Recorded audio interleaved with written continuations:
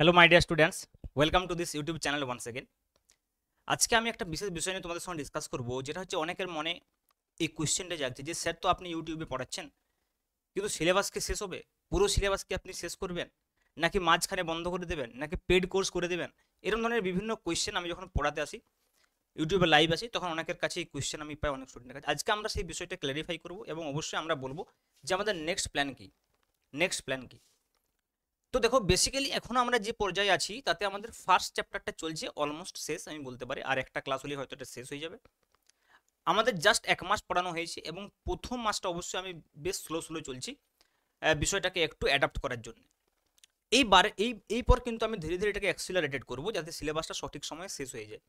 এবং প্রবাবলি আমার যেটা মনে হচ্ছে, বা বিভিন্ন যে খবর বা প্রিভিয়াস তোমাদের যে 11-এর পরীক্ষা হয়েছিল সেই ট্রেন্ড অনুযায়ী যদি আমরা বলি, তাহলে আমরা ধরে নিতে পারি যে তোমাদের সেপ্টেম্বরে এক্সাম হবে, সেপ্টেম্বরে এক্সাম হবে। তো আমার টার্গেট থাকবে জুলাই অবধি সিলেবাস শেষ করা এবং অগাস্ট মাসটা যাতে তোমরা সময় পাও প্র্যাকটিস করার, তারপর তোমরা সেপ্টেম্বরে এক্সাম দেবে। তো অবশ্যই জুলাই মাস 31 জুলাই অবধি অবশ্যই আমি সিলেবাসটা শেষ করে দেবো তোমাদের ইউনিট 5 অবধি, যে ইউনিট 1 থেকে ইউনিট 5 অবধি আমাদের সিলেবাস রয়েছে। এবং আমাদের নেক্সট প্ল্যান যেটা, সেটা কীরকম না, তোমরা যেরকম ক্লাসগুলো করছো, ইউটিউবে লাইভ ক্লাস করছো, কেউ হয়তো লাইভ ক্লাসে করতে পারছো না, রেকর্ডিং দেখছো, কারণ লাইভগুলো ওখানে রেকর্ডিং হয়ে পড়ে থাকে। এবং সেটা তোমরা যদি প্লেলিস্ট চলে যাও, আমি একটা আলাদা প্লেলিস্ট বানিয়ে দিয়েছি, ক্লাস 12-এর জন্য আলাদা, ক্লাস 11-এর জন্য আলাদা। তো সেই প্লেলিস্টে তোমরা পরপর পরপর পরপর ভিডিওগুলো পেয়ে যাবে। এবং অবশ্যই যদি চ্যানেলে নতুন হয়ে থাকো, তাহলে চ্যানেলটাকে সাবস্ক্রাইব করবে এবং নোটিফিকেশনটা, বেল আইকনটাতে ক্লিক করবে, যাতে করে তোমরা নোটিফিকেশন পেয়ে যাও। ওকে, তাহলে দেখো আমরা কিভাবে কিভাবে পড়ছি আমি একটু বলি। এবং আরেকটা আমি গুরুত্বপূর্ণ বিষয় মিস করে যাচ্ছি, সেটা হচ্ছে আমি টেস্ট সিরিজ শুরু করেছি তোমাদের জন্য। এবং দেখো, টেস্ট কিন্তু খুব ইম্পর্ট্যান্ট একটা পরীক্ষার জন্য, বিশেষ করে এমসিকিউ পরীক্ষার জন্য টাইম ম্যানেজমেন্টের একটা ব্যাপার থাকে। এমসিকিউ পরীক্ষাটা অনেকটা টেস্টের উপরে ডিপেন্ড করে, মানে টেস্ট যত দেবে। আমার এটা করার ইচ্ছা ছিল না, এর জন্য আমাকে প্রচুর সময় দিতে হচ্ছে, কিন্তু তবু আমি করলাম, কারণ তাহলে বিষয়টা আরও মোর ইফেক্টিভ হবে। মানে আমার ক্লাসগুলো করার পরে যদি তোমরা সেই টপিকগুলোর উপরে টপিক ওয়াইজ পরপর পরপর টেস্ট দিতে পারো, তাহলে সেটা আরও বেশি ইফেক্টিভ হবে। এবং আমি ঠিক করেছি অন্তত এক একটা চ্যাপ্টার থেকে আমি 4টা করে টেস্ট নেবো, যেখানে 25টা করে কোয়েশ্চেন থাকবে, মানে 100টা কোয়েশ্চেন হবে। ওকে, 100টা কোয়েশ্চেন হবে। আমি কীভাবে টেস্ট নেবো দেখো, আমি টেস্ট সিরিজটা কীভাবে নেবো আমি একটু বলে দিই তোমাদেরকে, তাহলে বুঝতে পারবে। যে টেস্ট সিরিজটা আমি নিতে চলেছি, এটা অনেকে কনফিউশন আছে, আমাকে মেসেজ করছে অনেকে। টেস্ট সিরিজটা আচ্ছা কীভাবে জয়েন হতে পারবে আমি সেটাও বলবো টেস্ট সিরিজটাতে। তো দেখো, টেস্ট সিরিজটাতে আমাদের উদ্দেশ্য কি না, প্রত্যেকটা চ্যাপ্টার ওয়াইজ, ভালো করে বোঝো, চ্যাপ্টার ওয়াইজ এবং টপিক ওয়াইজ পরপর পরপর কোয়েশ্চেন থাকবে সিরিয়ালি। মানে যেমন ধরো আমরা যদি ফার্স্ট চ্যাপ্টার বলি ইলেকট্রিক ফিল্ড, ইলেকট্রিক চার্জ সম্পর্কে, কুলম্বস ল সম্পর্কে, এরকম পরপর কুলম্বস ল সম্পর্কে কিছু কোয়েশ্চেন থাকলো, ইলেকট্রিক ফিল্ড সম্পর্কে কিছু কোয়েশ্চেন থাকলো। এরকমভাবে আমরা যখন টেস্ট সিরিজগুলো 1 2 3 4 করে নেব, আমি চেষ্টা করবো পুরো টপিক ওয়াইজ পুরো চ্যাপ্টারটাকে কভার করার, পুরো চ্যাপ্টারটাকে কভার করার। যেমন ধরো আমরা যদি বলি প্রথম চ্যাপ্টারে আমরা 4টা টেস্ট নেবো, 4টা টেস্টে 25টা 25টা করে যদি কোয়েশ্চেন থাকে, তাহলে 25 × 4 মানে 100 কোয়েশ্চেনও তোমার প্র্যাকটিস হয়ে যাবে, 100 এমসিকিউ কোয়েশ্চেন প্র্যাকটিস হয়ে যাবে। তার সঙ্গে সঙ্গে তোমার যে টাইম ম্যানেজমেন্ট সেটাও হয়ে যাবে। এবং তোমরা টেস্ট দিলে কী হবে, তোমরা অ্যাকচুয়াল যে পরীক্ষা যখন দেবে, ফাইনাল পরীক্ষা, সেই পরীক্ষাটাতে তোমাদের যে টাইম ম্যানেজমেন্ট এবং সেই পরীক্ষাটা তোমরা কীভাবে দেবে, কীভাবে ম্যানেজ করতে হবে, সেটাও তোমাদের মধ্যে চলে আসবে। তাহলে ওই জন্য টেস্টটা খুব ইম্পর্টেন্ট। ওই জন্য আমি টেস্ট সিরিজটা আমি একটু সময় লাগলেও আমি সময়টা দিচ্ছি এবং টেস্ট সিরিজটা আমি পুরোপুরি সাকসেসফুল করার চেষ্টা করছি। ওকে, সেকেন্ড থিং হচ্ছে, যেদিন ধরো তোমার টেস্টটা দিলে, আমি কী করেছি, এর জন্য একটা হোয়াটসঅ্যাপ গ্রুপ করেছি। সেই হোয়াটসঅ্যাপ গ্রুপটাতে জয়েন হওয়ার জন্য কিছু ক্রাইটেরিয়া আছে, আমি তোমাদেরকে বলে দেবো। তোমরা আমাকে মেসেজ করবে হোয়াটসঅ্যাপে, এই নাম্বারটাতে 7551892726। তাহলে আমি বলে দেবো যে টেস্ট সিরিজটা তোমরা কীভাবে টেস্ট সিরিজটাতে জয়েন হতে পারবে। ওকে, তো আমি কি করব, সেখানে প্রতিদিন যেদিন টেস্ট পরীক্ষা হবে সেদিন আমি একটা লিঙ্ক শেয়ার করব, ড্রাইভের লিঙ্ক শেয়ার করব। সেই লিঙ্কটা থেকে তোমরা ডাইরেক্ট ওখানে টেস্টটা দিতে পারবে। টেস্টটা দেওয়ার পর অটোমেটিক তোমার রেজাল্ট আউট হয়ে যাবে ওখানে। অটোমেটিক তুমি বুঝতে পারবে যে আমার কতগুলো ঠিক হলো, কতগুলো ভুল হলো। যেগুলো ভুল হলো সেগুলো ক্রস চলে আসবে, যেগুলো ঠিক হলো সেগুলো অবশ্যই রাইট আসবে, এবং তুমি কত পয়েন্টস মার্কস আর্ন করলে ওটা ওখানে শো করবে। তারপরে কি হবে দেখো, তারপরে কি হবে, এই যে আনসার কোশ্চেনগুলোর যে অ্যাকচুয়াল ডিটেলস আনসার, সেই ডিটেলস আনসারও আমি কিন্তু দিয়ে দেবো। ডিটেলস আনসার আমি দিয়ে দেবো তোমাদেরকে। ডিটেলস আনসার কীভাবে দেবো, দুটো উপায়ে দেবো। একটা হচ্ছে বই কোশ্চেনগুলোর, ওই টেস্টগুলোর আমি ইউটিউবে তোমাদেরকে ভিডিও সলিউশন দিয়ে দেবো। এই ইউটিউবে আমি ভিডিও সলিউশন দেবো, ভিডিও সলিউশন, প্রত্যেকটা টেস্টের ভিডিও সলিউশন হবে। 25টা কোশ্চেনের আমি ভিডিও সলিউশন করে দেবো। এবং সেটা কিন্তু তোমরা যেদিন টেস্ট হবে তার পরের দিনে করবো। এবং ভিডিও সলিউশনটা যখন আমি করব, তো আমি যে পিডিএফটার উপরে লিখবো সেই পিডিএফটা আমি সেভ করে রাখবো, এবং সেইটা তোমাদের ওই হোয়াটসঅ্যাপ গ্রুপে ওই হোয়াটসঅ্যাপ গ্রুপে আমি কিন্তু শেয়ার করে দেবো। ওকে, তাহলে তোমাদের ভিডিও সলিউশনও থাকলো আর সঙ্গে পিডিএফ ফরম্যাটে আনসারটাও থাকলো, এবং একবার প্র্যাকটিস করে তোমার কোথায় কোথায় ভুল হয়েছিল তার সঙ্গে তুমি ম্যাচ করতে পারবে। এইভাবে যদি আমরা প্রত্যেকটা চ্যাপ্টারের অন্ততপক্ষে 100টা করে এমসিকিউ করতে পারি, আমরা আরামসে পুরো কভার করতে পারবো, এবং একদম আমি বলছি 100% তুমি মার্কস আর্ন করতে পারবে। তুমি যদি এই টেস্ট সিরিজগুলো দাও, সমস্ত টেস্ট সিরিজগুলো তুমি অনেস্টলি দাও, এবং তারপরে যদি তুমি ভিডিও সলিউশন এবং এই পিডিএফটাকে সলভ করো, আমি তোমাকে এসিওর করছি তুমি 100% মার্কস এসিওর করতে পারবে। এখন দেখো এমসিকিউতে একটু 100% মার্কস অনেক সময় কেন হতে চায় না, আমাদের মানে মিস্টেক হয়ে যায় অনেক সময়, সিলি মিস্টেক যেগুলোকে বলে, তো সেই সিলি মিস্টেকটাকেও তোমাকে অ্যাভয়েড করতে হবে। মানে আমি এটা বলতে চাইছি তুমি 100% মার্কস সিকিউর করার মতো পোটেনশিয়াল রাখবে। এবারে তুমি মনে করো বাই চান্স কিছু একটা ভুল করে দিলে, কোয়েশ্চেন পড়ায় ভুল করলে, টিক করায় ভুল করলে, সেগুলো আলাদা বিষয়।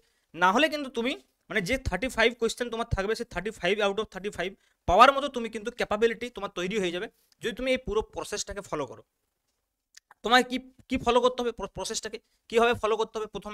প্রথমে হচ্ছে যে তুমি যে আমি ক্লাসগুলো করাচ্ছি ইউটিউবে যে ক্লাসগুলো করাচ্ছি দেখবে, সেই ক্লাসগুলোকে তুমি ভালো করে করবে। প্রত্যেকটা ক্লাস তুমি ভালো করে করবে। ইউটিউবে যে ক্লাসগুলো আমি করাচ্ছি, যেগুলো either live or recorded, live দেখতে পেলে লাইভ দেখবে, না হলে রেকর্ডেড।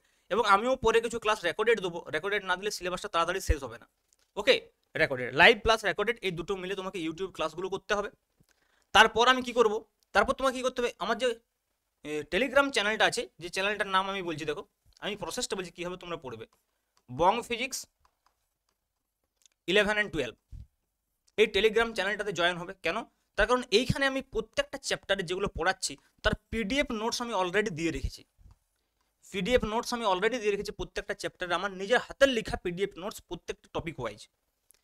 এবং এবং এখানে যে আমরা নিউমারিক্যালসগুলো প্র্যাকটিস করছি, সেই নিউমারিক্যালসগুলো তুমি করবে, মানে এই ক্লাসটার সঙ্গে সঙ্গে তুমি ক্লাস নোটসে লেখার সময় নিউমারিক্যালসগুলো করে নেবে।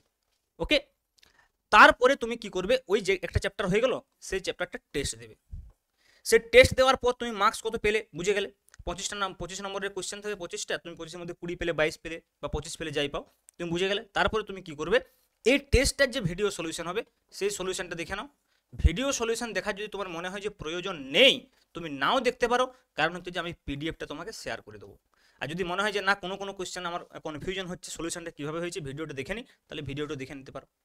তাই এইভাবে যদি তুমি প্রত্যেকটা চ্যাপ্টার একদম কমপ্লিট করো, আমি তোমাকে অ্যাসিওর করছি যে তুমি 100% মার্কস পাওয়ার মতো ক্যাপাবিলিটি থাকবে।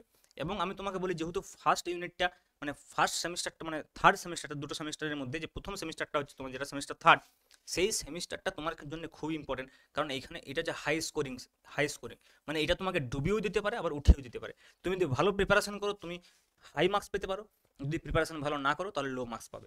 তাহলে বুঝতেই পারছো, বি সিরিয়াস। এই পরীক্ষাটা জন্য কিন্তু তোমাকে হাই লেভেলে নিয়ে চলে যাবে তোমার কিন্তু ফিউচারে। কারণ দেখো ফোর্থ সেমিস্টারটা বেসিক্যালি কি ডেসক্রিপটিভ টাইপ, সেটাও আমি বলছি বিশেষ কোনো সমস্যা নয়, ভালো করে করতে পারলে সেটাও তুমি মার্কস পাবে। কিন্তু আমি বলছি এইখানে মার্কসটা কি বলো, কাটার কোনো জায়গা নেই। 35টা যদি তোমার কারেক্ট হয় তুমি 35ই পাবে। ওখানে অনেক সময় তুমি একটা থিওরি লিখলে, কোনো স্যারের মনে হলে যে আরও কিছু লিখলে ভালো হতো, বা আরও ক্লিয়ার করে লিখলে ভালো হতো, 3 মার্কস আছে, এটা 2 দিয়ে দিই, বাড়াই দিয়ে দিই, তা তখন কী হবে, তোমার মার্কসটা কাটা যাবে। কিন্তু এইখানে সেই মার্কস কাটা যাওয়ার কিন্তু কোনো রকম সম্ভাবনা নেই। বোঝা গেল বিষয়টা? এবারে তোমাদেরকে আমি বলি যে আমরা যে টপিকসগুলো পড়ছি সেগুলো আমরা কীভাবে কভার করছি না, আমরা যেমন এখন ধরো প্রথম যে আমাদের ইউনিটটা রয়েছে ইলেকট্রোস্ট্যাটিক্স, এই ইলেকট্রোস্ট্যাটিক্স আমাদের চলছে। এই ইলেকট্রোস্ট্যাটিক্সটা আমি যত তাড়াতাড়ি সম্ভব শেষ করে দিচ্ছি। এবং আমি কারেন্ট ইলেকট্রিসিটি যে সেকেন্ড ইউনিটটা আছে তার কিন্তু আমি রেকর্ডিং ভিডিও শুরু করে দিয়েছি। আমি ভিডিও অলরেডি রেকর্ডিং করে নিচ্ছি, এটা কারেন্ট ইলেকট্রিসিটি। ওকে, এটা রেকর্ডিং চলছে, আমি এখন আপলোড করিনি। ইলেকট্রোস্ট্যাটিক্সটা শেষ হলে আমি কারেন্ট ইলেকট্রিসিটি ভিডিওগুলো আপলোড করতে শুরু করব। এবং যখন আমি আপলোড করতে শুরু করবো না ভিডিও, তখন কিন্তু সিলেবাসটা দৌড়াবে।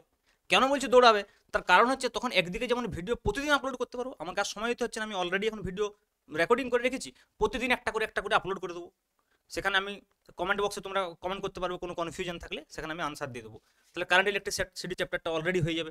তারপর কি আছে আমাদের ম্যাগনেটিজম আছে। ম্যাগনেটিজমের 2টো চ্যাপ্টার, এই 3টে ইউনিট কিন্তু বেশ বড়। কারণ দেখো ইলেকট্রোস্ট্যাটিক্স আমি বলতে পারি 3টা চ্যাপ্টার, ইলেকট্রিক ফিল্ড, পোটেনশিয়াল আর ক্যাপাসিটার। কারেন্ট ইলেকট্রিসিটিরও 3টে চ্যাপ্টার, একটা হচ্ছে যে সিম্পল ওহমস হলো, একটা হচ্ছে যে তোমার কেসিএল কেভিএল থাকবে, ইলেকট্রিক্যাল ইনস্ট্রুমেন্ট থাকবে, আর তার সঙ্গে হচ্ছে হিটিং ইফেক্ট অফ কারেন্ট। ম্যাগনেটিজমও দুটো, একটা হচ্ছে যে ম্যাগনেটিক ইফেক্ট অফ কারেন্ট, আর একটা হচ্ছে তোমার ম্যাগনেটিক ম্যাটেরিয়ালস। এবং ইউনিট 4এরও দুটো চ্যাপ্টার, একটা হচ্ছে ইলেকট্রোম্যাগনেটিক ইন্ডাকশন, আর একটা তোমরা জানো যে অল্টারনেটিং কারেন্ট। এবং ইউনিট 5 হচ্ছে ইলেকট্রোম্যাগনেটিক ওয়েভস।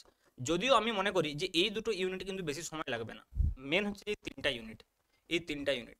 তো আমরা নেক্সট মাস থেকেই, মানে মে মাস থেকেই তুমি ধরতে পারো কারেন্ট ইলেকট্রিসিটির আমি যে রেকর্ডেড ভিডিও সেটা আপলোড করব।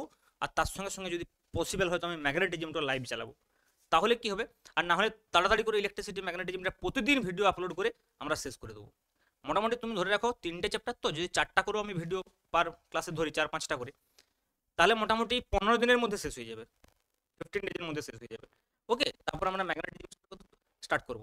তো তোমাদের কোনো চিন্তার কোনো কারণ নেই, আমি যেরকম তোমাদেরকে বলছি যেরকম প্রয়োজন হবে আমি সেই প্রয়োজন অনুযায়ী বিফোর অগাস্ট মানে 31 জুলাই অবধি আমি কিন্তু সিলেবাস তোমাদের শেষ করে দেওয়ার চেষ্টা করব। এবং তোমরা 99.9% শিওর থাকো কি হয়ে যাবে, যদি কোনো দুর্ঘটনা না ঘটে আমার লাইফে। কারণ বুঝতে পারছো প্রতিদিনের জীবনে আমাদের কখনো কি হয় বলা যায় না। যদি কোনো দুর্ঘটনা না ঘটে তাহলে অবশ্যই আমার দিক থেকে কোনো প্রবলেম নেই, আমি কিন্তু সিলেবাস ইউটিউবে ফ্রি, একদম ফ্রি কন্টেন্ট ইউটিউবে আমি কিন্তু তোমাদেরকে দিচ্ছি। এবং এটা আমি শেষ করবো সেমিস্টার 3 যেহেতু আমার কমিটমেন্ট আছে, এই কমিটমেন্ট আমি ফাইনাল আমি এই চ্যানেলে করবোই। এবং তোমরা অবশ্যই চ্যানেলটাকে সাপোর্ট করবে এবং বন্ধুদের মধ্যে শেয়ার করবে, সাবস্ক্রাইব অবশ্যই করবে, তাহলে আমি মোটিভেশন পাবো। আমি যত মোটিভেশন পাবো তত কিন্তু তোমরা আউটপুট ভালো পাবে।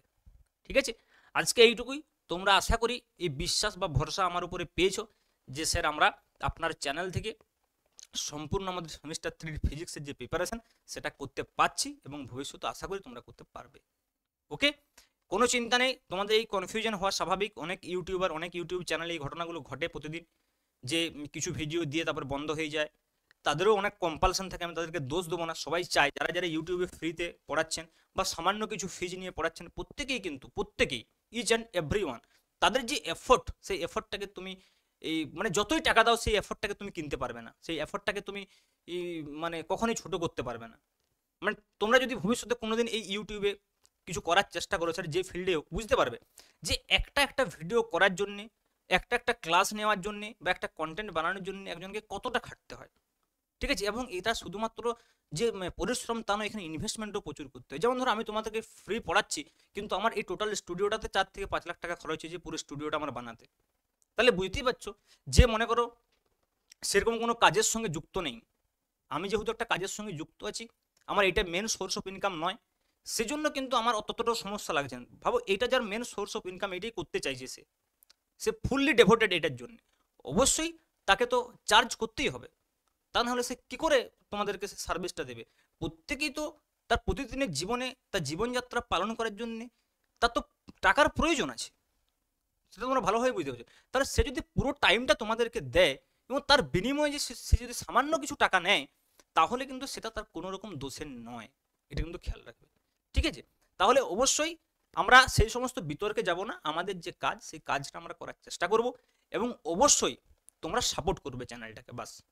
তারপর আমি দেখবো আমার যতটা সময়, আমারও টাইম লিমিটেড, আমারও সকাল থেকে স্কুল আমার 3টে, 3:30 পর্যন্ত, আমি 3টে পর্যন্ত অলমোস্ট, আমাদের স্কুল টাইম 8টা থেকে 3টা, তো 2টা 10 পর্যন্ত, কিন্তু তারপরও আমার কাজ থাকে আবার। তো আমি বাড়ি ফিরতে ফিরতে, রুমে ফিরতে ফিরতে মোটামুটি 3টা 3:30 বেজে যায়, খাওয়া দাওয়া আছে। তারপর আমি চেষ্টা করি যতটুকু সম্ভব রাত্রেবেলায় তোমাদেরকে একটু সময় দেওয়ার। ওকে, ঠিক আছে, আজকে এইটুকুই, চলো, থ্যাংক ইউ, দেখা হচ্ছে নেক্সট ক্লাসে। তোমরা অবশ্যই লাইভ ক্লাস, যদি তোমাদের সময় থাকে লাইভ ক্লাস অবশ্যই করবে, না হলে রেকর্ডিং দেখে নেবে। ওকে, থ্যাংক ইউ।